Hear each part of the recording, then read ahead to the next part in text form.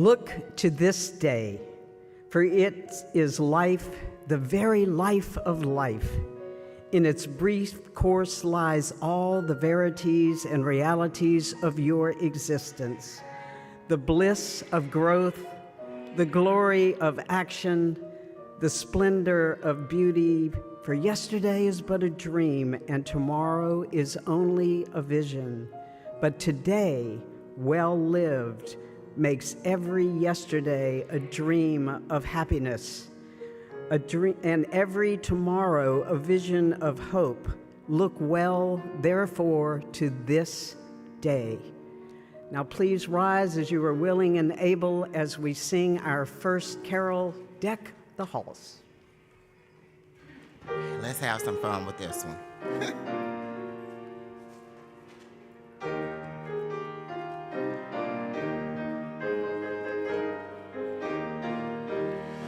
Deck the halls with boughs of holly, fa la la la la la la la la.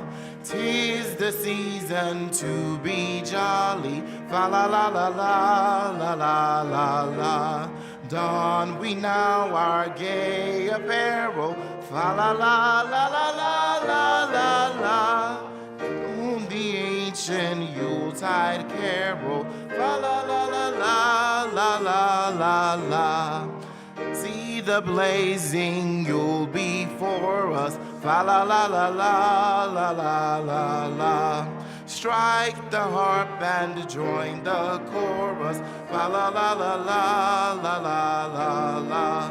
Follow me in merry measure, fa la la la la la la la la. Why I tell of Yuletide treasure, la la la la la la la la. Passed away the old year passes, fa la la la la la la la la. Hail the new ye lads and lasses, fa la la la la la la la la. Sing we joyous all together, fa la la la la la la la la. Heedless of the wind and weather, la la la la la la la la la. Very good. So welcome to the Unitarian Church of Baton Rouge. Online people, if you're far away, it is rainy and ugly, and we are gathered here on Christmas Eve. The only announcements that you need to know, one, all of the carols we're doing today, we didn't do anywhere else during this Advent season, so this is the only chance we're going to sing them, and this is the only one that you probably know. There's others you're going to know, but like, they're deeper cuts. So we need you to sing out or mumble out as best you can. Well, we'll talk more about this service in a while. The only announcements for you to know, we have no nursery workers, intentionally. We have no Sunday school for children, youth, or adults. Just come to Christmas Eve, talk to each other, and then go home and either, just dry off. 5:30 and 7:30 tonight, no matter what the weather is going to be fine, and we're going to have our full-blown services. Online people, we're going to try our hardest to stream 5:30, and if we lose a bet with the technology gods, it'll be 7:30. So with that, Melanie, let's light our candles.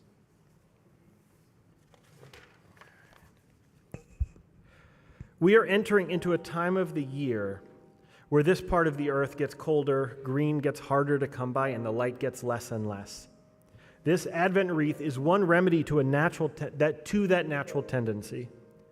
When the world makes it more difficult, this church is here to make things a little easier. So this is the fourth Sunday of Advent, and we light our fourth candle, the candle of love. If love feels distant or hard to find, may you find more love in your life, and may we find more of it in the world. And also, would you join me in a moment of prayer and reflection? The God that we know when we see love and kindness and hope and beauty, whatever that thing is that holds us together, be with us on this day. And hold all those who have gathered, both in person and online. All those who long for a story of more love and more justice coming with the next generations. All those who know hope is possible, no matter how hard it may feel. Help us heal this aching state so that we may heal this world. May you know peace. May you know love. Amen.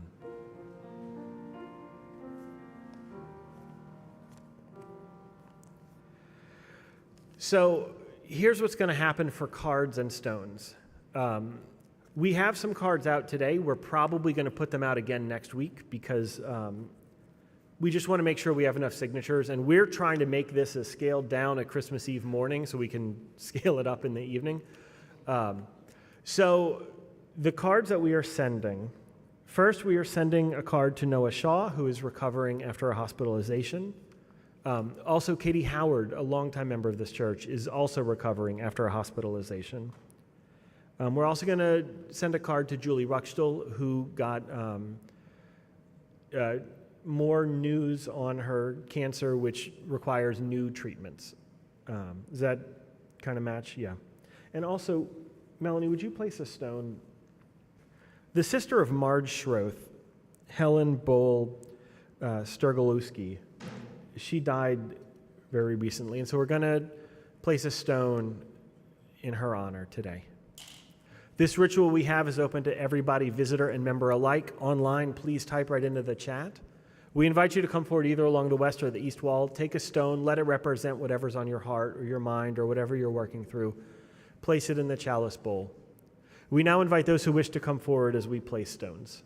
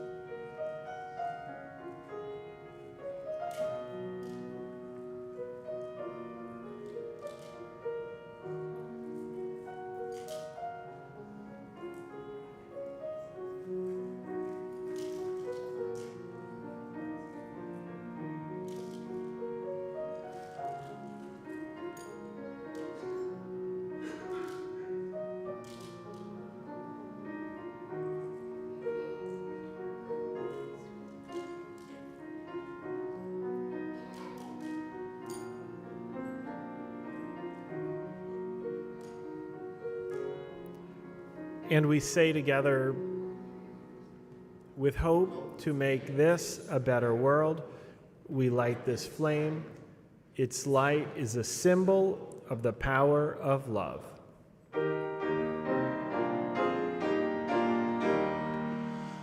From all that dwell below the skies, let songs of hope and faith arise.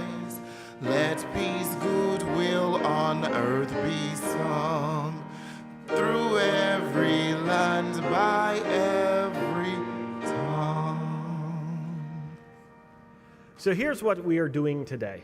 When I came back from sabbatical, there was a note in the worship calendar that said, we are not going to have 4 services on Christmas Eve, are we?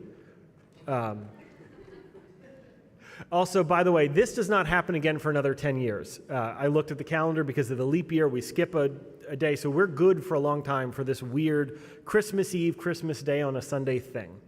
So the staff really wants to save their energy for tonight. So we were thinking, well, how can we do it without having another service of preaching and all kinds of other stuff? And so actually, Reverend Chris said, didn't you train a bunch of preachers? And I said, oh, yeah, I did, didn't I? And so I reached out to the whole group, and 5 of them said that they would be happy to offer a little homilette. So remember, this is a word I made up. A sermon is like 20 to 30 minutes. Homily is like 10 to 15. Reflection is 5 to 10. Homilette is like 3 to 5. And since the Sunday theme is love, I asked each of them, what is an ornament from your tree that reminds you of the love of this season? That was the entire prompt. Some other logistics for you to know. We have volunteers who work in our sound booth. 2 of the 5 of them, the ones who are scheduled for all of today, are sick. So what we're going to do is actually one of the 5 Preacher Pack members is up in the sound booth, and when it's his turn to reflect, I'm going to go up there and swap back. So that's how we're... So that's how today's going to go. And remember, carols you don't normally sing. So let's go ahead and rise and sing our next carol.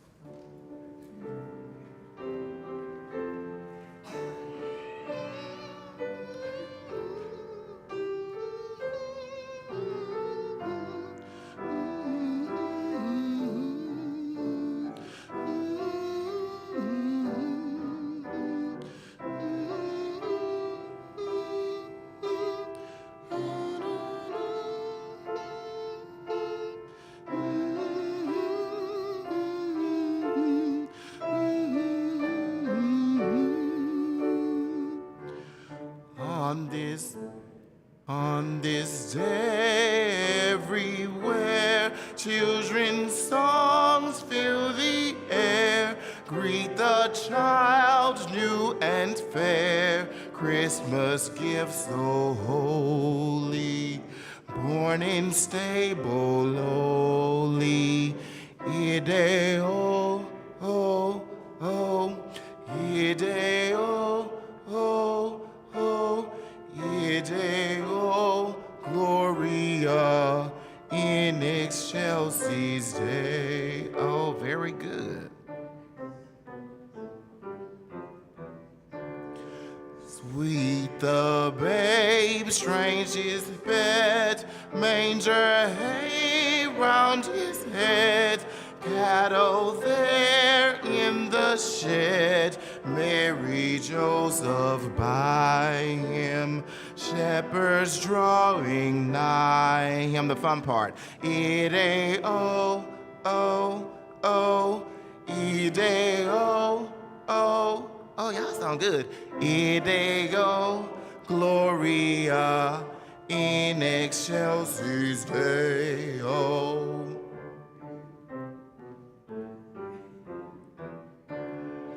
Magi find their...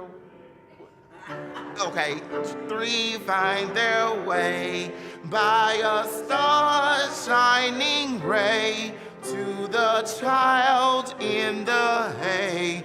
Give their wondrous presents, gold and myrrh and incense. We know this part.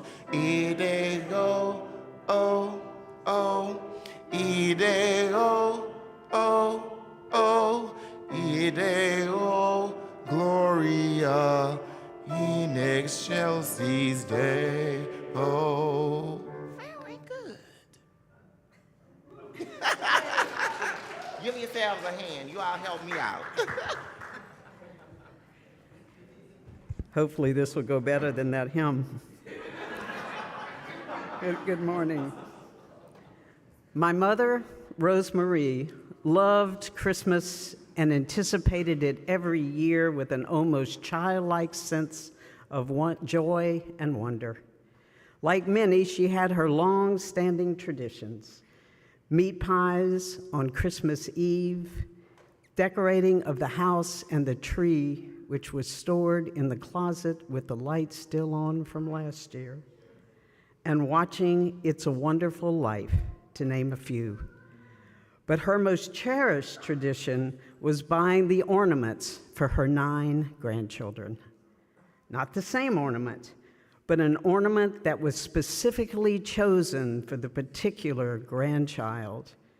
There were joyful, colorful ones, and many years there were sports-themed ones: baseball, football, soccer, track for Colin, Luke, Ruthie, Josh, and Hannah Rose. Outdoor-themed ones for Jonathan and Sam, ballerina or nutcracker ornaments for Madeline, and scenes of books being read by a fire for Sarah. When I moved back to Baton Rouge, taking her to get the ornaments became one of my most favorite Christmas adventures. In her later years, it was hard for her to stand in front of the huge wall of ornaments to choose just the right ones. So she would wait on a bench at the front of the store, quickly becoming an impromptu greeter. While I picked out the ornaments, I would show them to her to make sure they were the right ones before I purchased them. Then later at home, she would spread the ornaments out on her kitchen table, delight in them, pick each up and write on the back the year, the grandchild's name, and always, "I love you, Grandma." I reached out to my nieces and nephews while writing this to ask them about the ornaments. And they told me of the joy they bring year after year as they place them on their trees, remembering her and the joy and love they shared. In one of his songs, Garth Brooks asked, "If tomorrow never comes, will they know how much I loved them?" I slightly adapted that pronoun. One of my most cherished hopes for my life is that all of those who I love will one day be able to answer this question with a resounding yes. And as I thought about her yearly ornaments and the thought of my nieces and nephews carefully putting them on their tree while remembering her, I realized that the legacy of love we leave can be as simple as a carefully chosen ornament. This is the fun. I invite you to rise again. Hopefully I'll get my cue. Nicole promises this is the fun one. It is. I like this one. It's up tempo.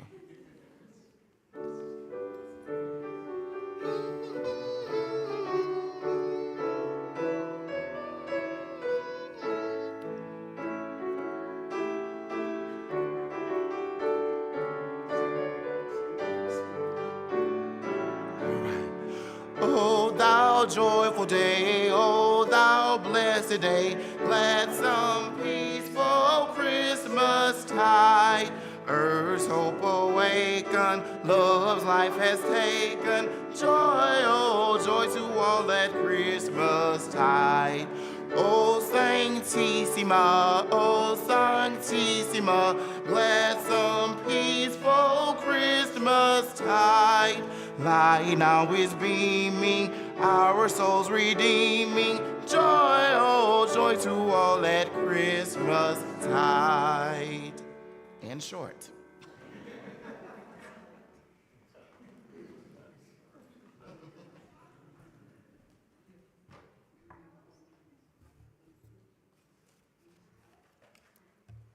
I don't have a picture of my duck, but here it is. Can you see it? Whoop.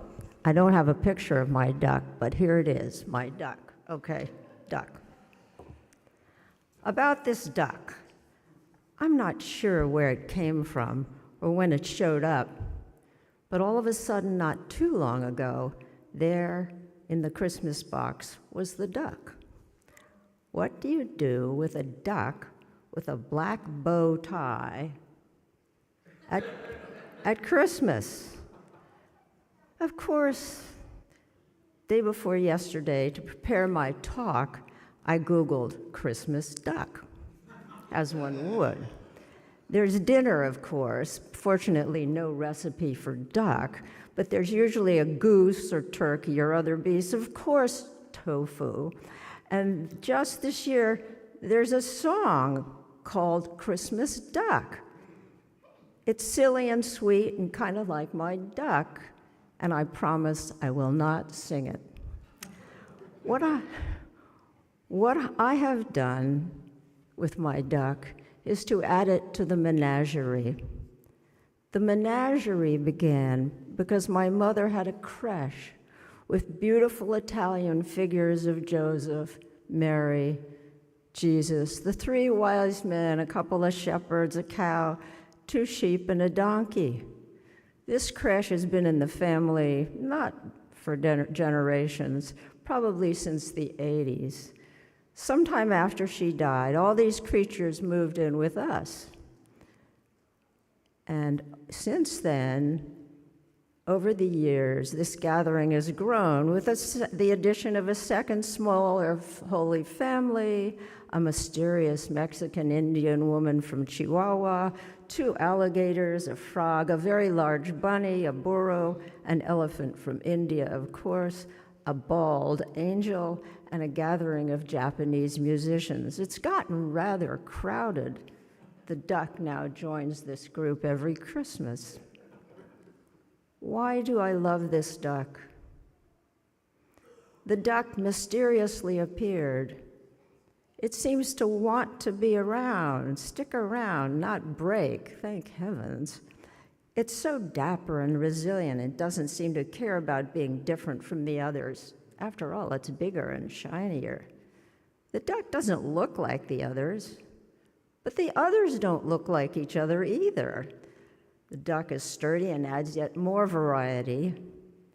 The duck reminds me of here, where we welcome people and welcome variety of all kinds.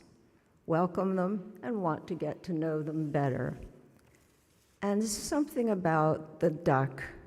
Sometimes you don't know why things grab you and hold your heart, your sense of humor. There is so much I don't know about this small duck or the mystery that is all of us. And that is how it is, and that's just fine.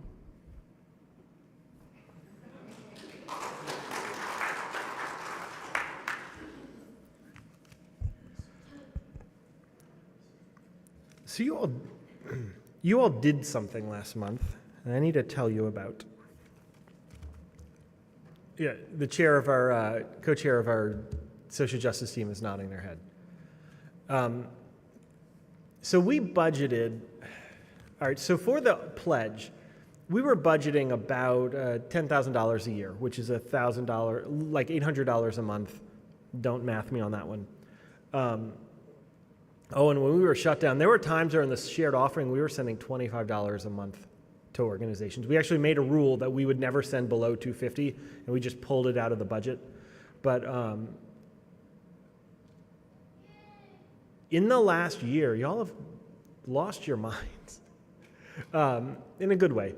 I stopped making weird promises about football, and we see what that has cost us. However, last month in November, remember, the number I'm about to tell you is actually double the amount that you gave because half goes to the church.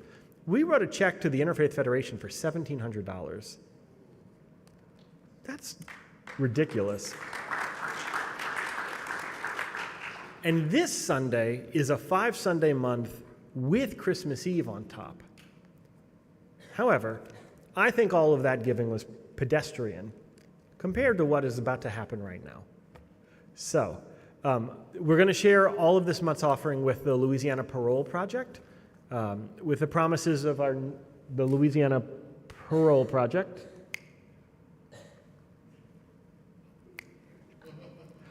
With the promises of our governor-elect that he's going to crack down hard on crime. I think we're going to need this more than ever. That's kind of the synthesis of it. So I'll ask you to give very generously this morning, either in person or online, as our ushers come forward, as this morning's offering is gratefully given and received.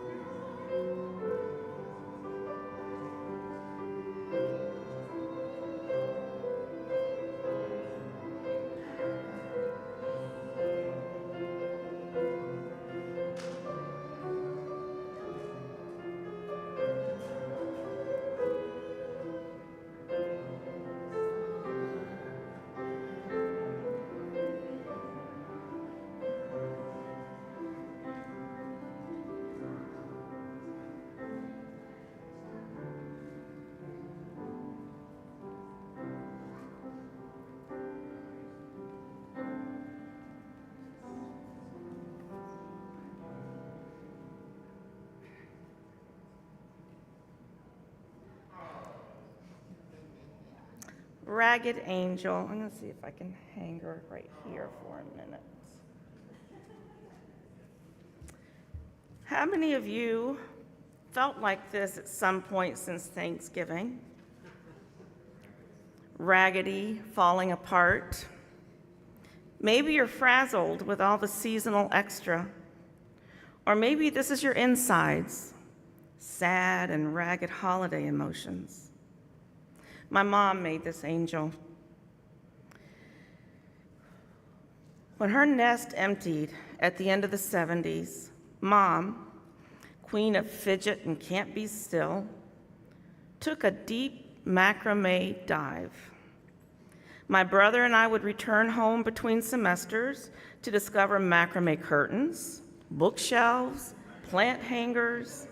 I scored a macrame hanging table and a belt organizer for my college apartment. A few Christmases into the macrame phase, we came home to a macrame evergreen. Not a whole tree of macrame, but rather a whole lot of macrameed candy canes, Santa beards, candles, snowflakes, and angels hanging on the Douglas fir. This was a pivot in Mom's tree approach. In the 70s, she taught us to fling tinsel with flair, like a chef's je ne sais quoi, finishing a sprig on a signature dish. Mom also taught us to wrap white lights close to and up all the way up the trunk, then drape the colorful lights on the outer branches around that soft inner glow. Her trees were shiny and bright. This angel, not so much. I'm not sure what a season is in angel years, nor what the lifespan of macrame angels should be, but this one has been rocking around trees and ornament boxes for about 40 years. And I'll keep her another 40 if I survive that long. Mom was still ambulatory her last Christmas. She helped us hang her macrame ornaments on the Leland cypress. The next morning, I visited to find a pile of them on the piano bench. She had removed them.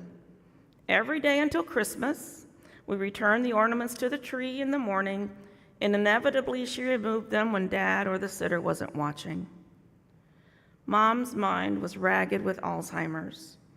We didn't wait until Epiphany to remove the decorations that year because keeping them on the tree was amusing, but mostly exhausting. I had already distributed some of the macrame ornaments to the grandchildren as mementos when Mom stopped walking. It was before Epiphany, 8 days after her last Christmas. I kept an angel. I feel ragged around the edges, especially around the holidays when Mom's absence fills all the rooms. But Mom's ragged angel makes me smile.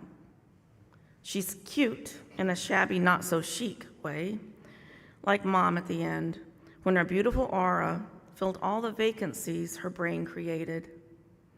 I don't think I'll ever not feel Mom's absence during the holidays. It's inevitable.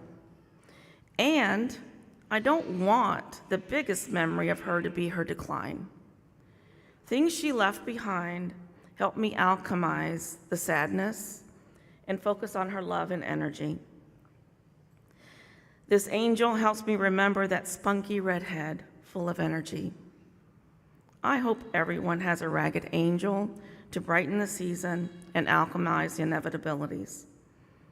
I hope everyone has an alchemizing ornament to hang on their tree.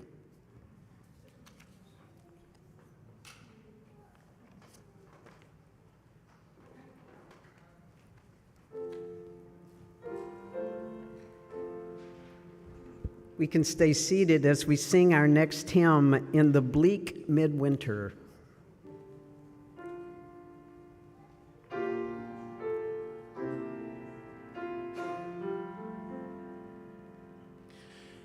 In the bleak midwinter, frosty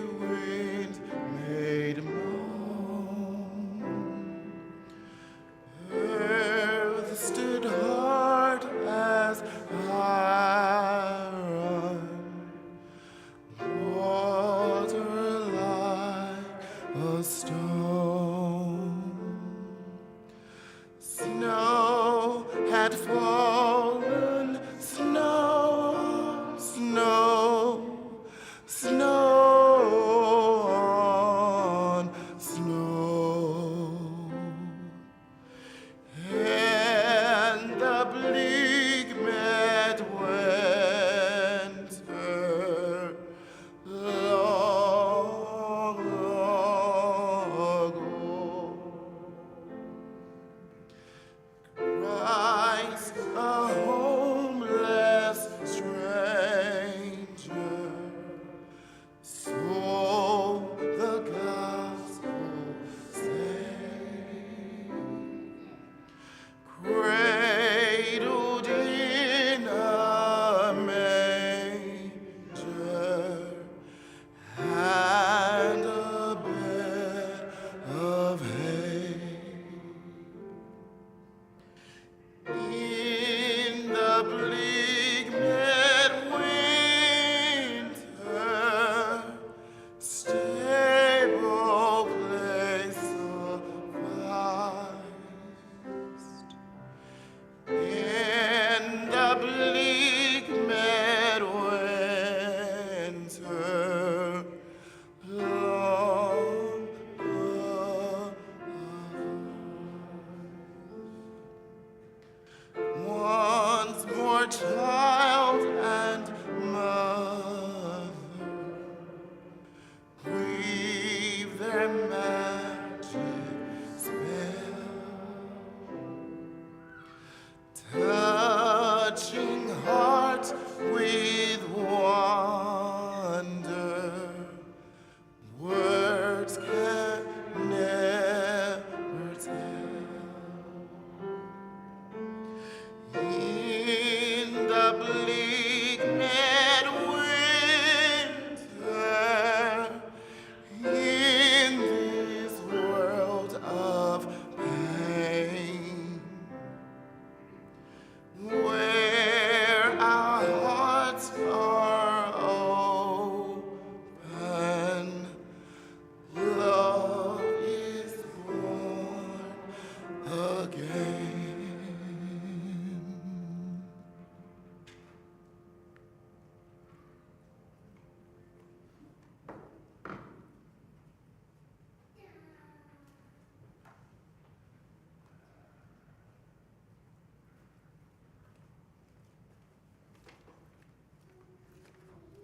Good morning.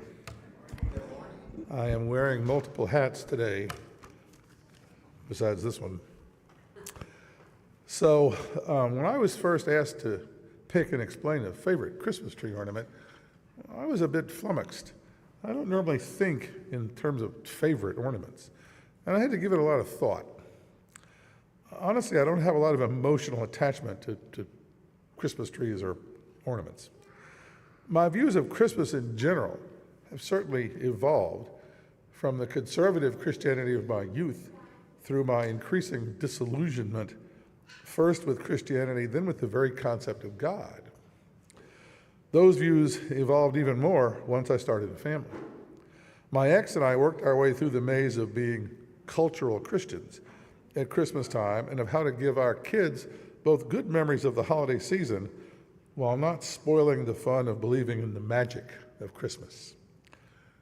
We've had elaborate Christmases, complete with fancy yard lights and a fully trimmed tree surrounded by presents, all the way down to minimalist celebrations where we had a little Charlie Brown tree sitting on top of the piano with just the presents scattered around it.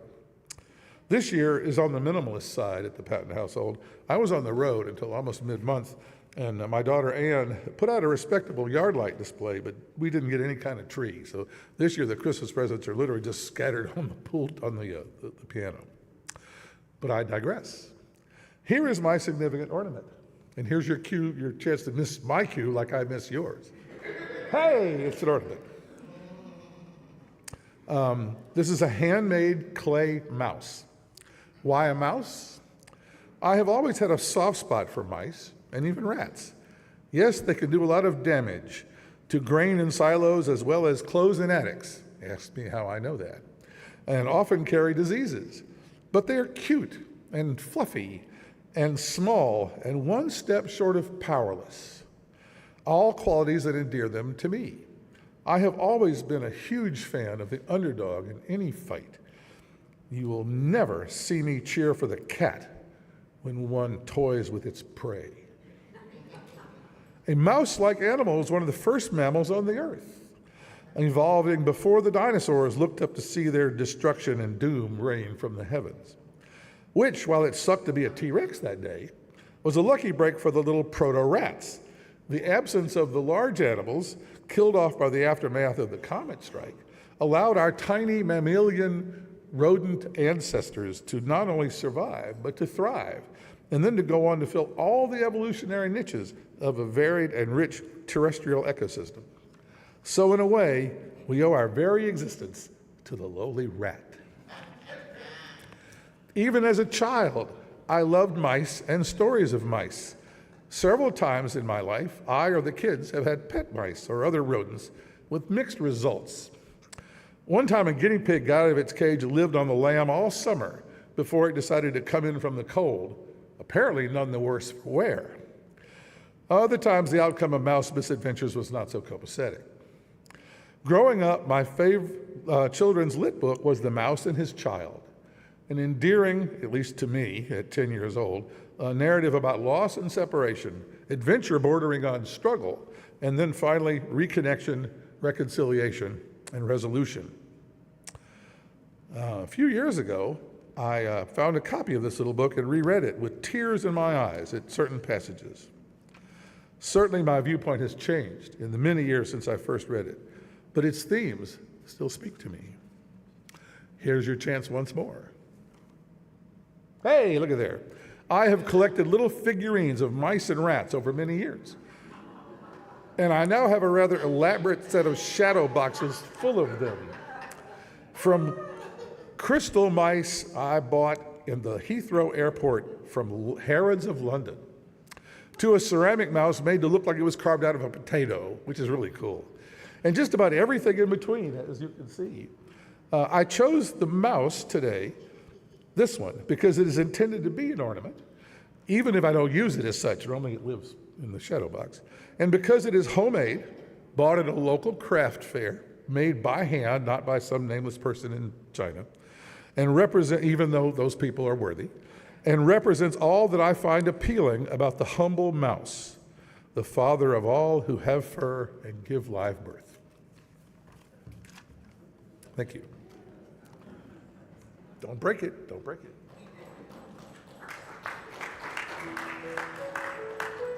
This is another fun one. Well, I think it's fun. Okay, let's stand as you're willing and able and sing our next hymn, Sing We Now of Christmas.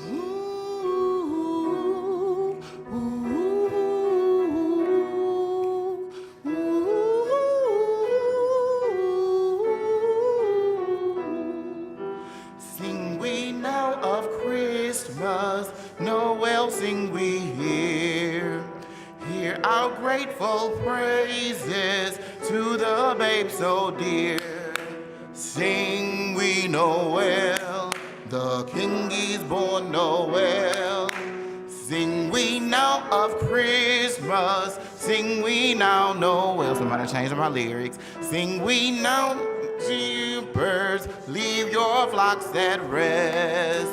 Journey forth to Bethlehem, find the child so blessed. Sing we Noel, the child is born Noel. Sing we now of Christmas, sing we now Noel. In the town they found him, Joseph and Mary mild, seated by the manger, watching the holy child. Sing we Noel, the child is born Noel. Sing we now of Christmas, sing we now Noel. From the eastern country came the kings afar, bearing gifts to Bethlehem, guided by a star. Sing we Noel, the child is born Noel. Sing we now of Christmas, Sing we now Noel. Gold and myrrh they took, their gifts of greatest price. There was ne'er a stable so like paradise. What we do? Sing we Noel. The child is born Noel. Sing we now of Christmas. Sing we now Noel.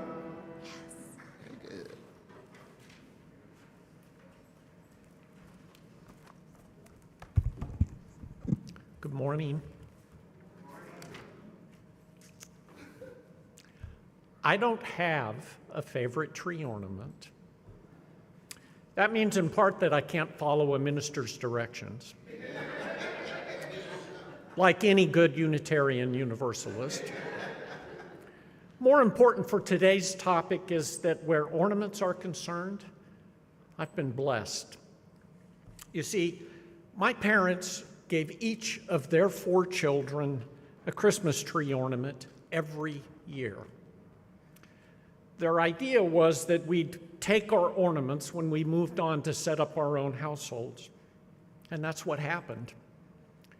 That and so much more. The tradition continued long after we'd moved out. Each Christmas, we'd still each get a new ornament. The tradition ended only a handful of years ago. So I now have dozens of unique and wonderful ornaments, each a gift from my parents. There's the ornament from my first Christmas when I was only 7 months old, a big red orb, fragile, with Jeff displayed in silver glitter. The red has faded a lot, and the glitter is getting thin. It's a wonder the thing has survived more than 6 decades. But there are so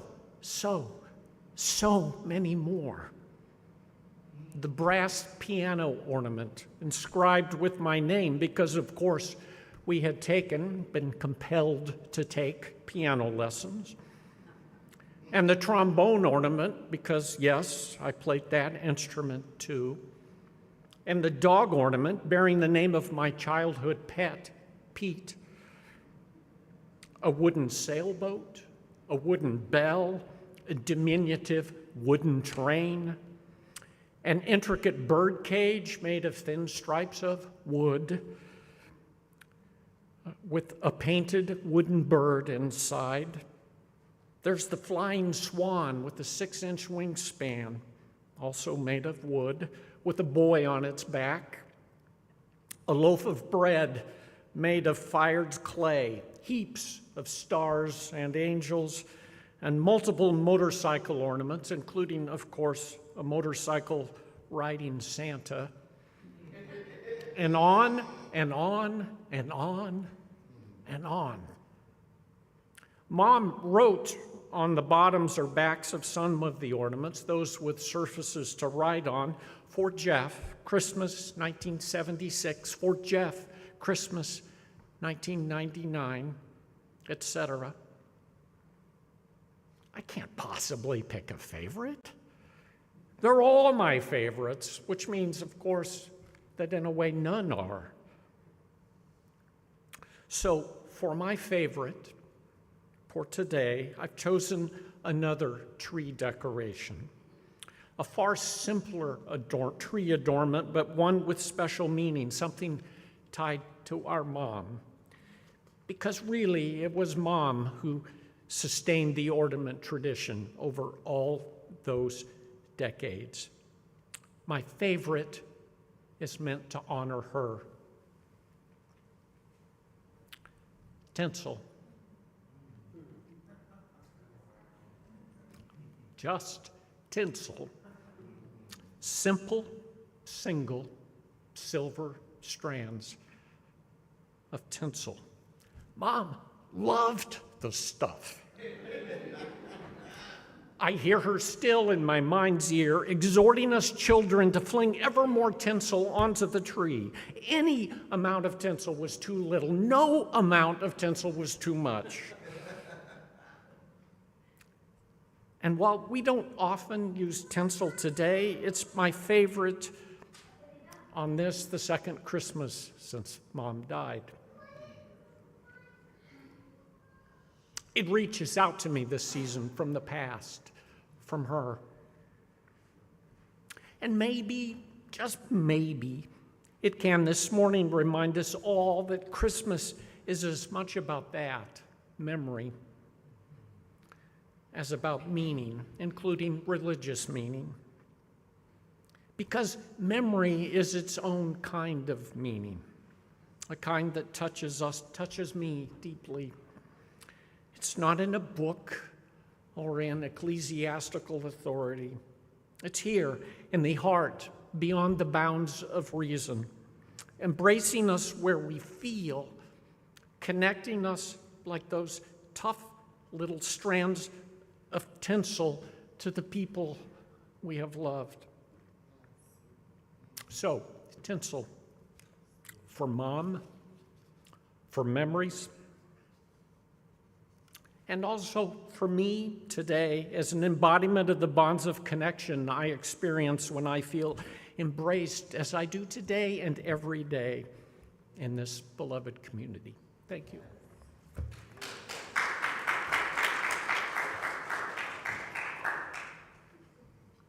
So I invite you to rise for our closing hymn, written by a Unitarian, by the way. So let's sing, but a little happier. And we know this one. We started with what we know, we're going to end with what we know. I'm going to look up here.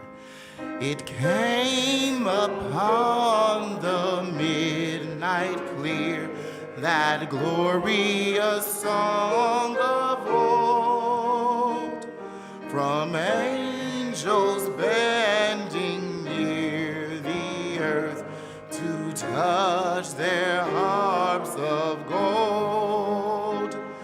Peace on the earth, goodwill to all, from heaven's gracious King. The world in solemn stillness lay to hear the angels sing. Still through the cloven skies they come, with peaceful wings unfurled, and still their heavenly music floats o'er all the weary world. And on wooded and lowly plains they bend on hovering wing, and ever o'er life babble sounds the blessed angels singing.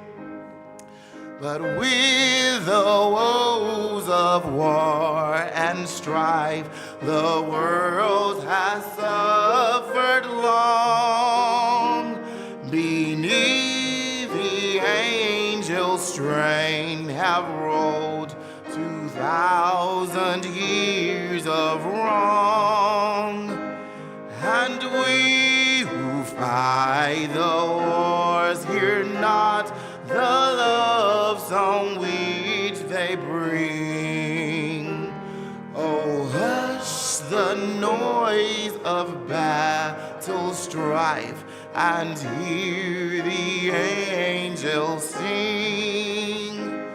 For lo, the days are hastening on, by prophet bards foretold, when with the ever-circling years comes round the age of gold, when peace shall over all the earth its ancient splendors fling, and old world give back the song which now the angels sing. As you go out today, never doubt that little things that you do can have impacts for generations. Go in peace, go in love. Amen.